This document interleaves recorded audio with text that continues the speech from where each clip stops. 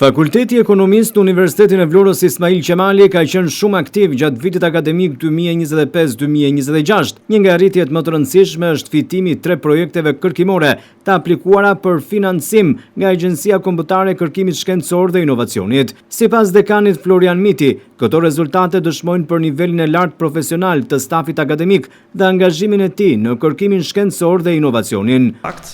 Viti akademik 2025-2026 ka rezultuar shumë i suksesshëm për Fakultetin e Ekonomisë, qoftë në aspektin e regjistrimeve të studentëve, qoftë edhe në aspektin e kërkimit shkencor, ku këtu mund të përmend që 3 prej projekteve të aplikuara nga stati fakultetit tonë kanë rezultuar fituese dhe të cilat janë tashmë të mbështetura financiarisht prej Agjencisë Kombëtare të Kërkimit Shkencor dhe Inovacionit. Gjithashtu, ne kemi bërë aplikime edhe në programe të tjera ndërkombëtare, ku presim përgjigje së shpejti për këto aplikime, qoftë në Erasmus+, qoftë edhe në Horizon Europe. Kështu që ne jemi shumë besim plot që do të dalim fitues edhe në këto programe dhe në këto projekte, kështu që është një dëshmi e angazhimit të stafit akademik dhe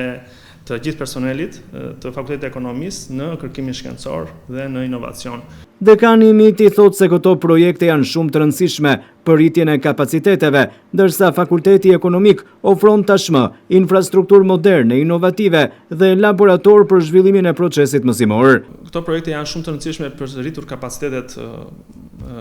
e burimeve njerëzore, qoftë në brenda Fakultetit të Ekonomisë, po qoftë edhe për kapacitetet dhe transmetimin e dijeve drejt studentëve. Gjithashtu, në qoftë se do t'i referohemi edhe pjesës infrastrukturës dhe investimeve, një pjesë e mirë e këtyre investimeve vijnë edhe nga këto projekte. Sigurisht që ne aktualisht disponojmë laboratore të cilat janë bashkëkohore, gjithashtu qoftë edhe nëpërmjet financimit të brendshëm kemi tashmë një infrastrukturë shumë komode, shumë inovative, ku pothuajse çdo klasë ka tashmë një smartboard dhe kjo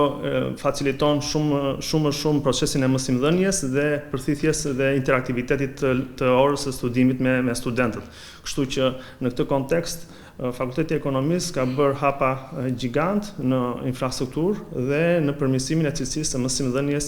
po duke filluar që nga laboratore multimediale, innovation hubs,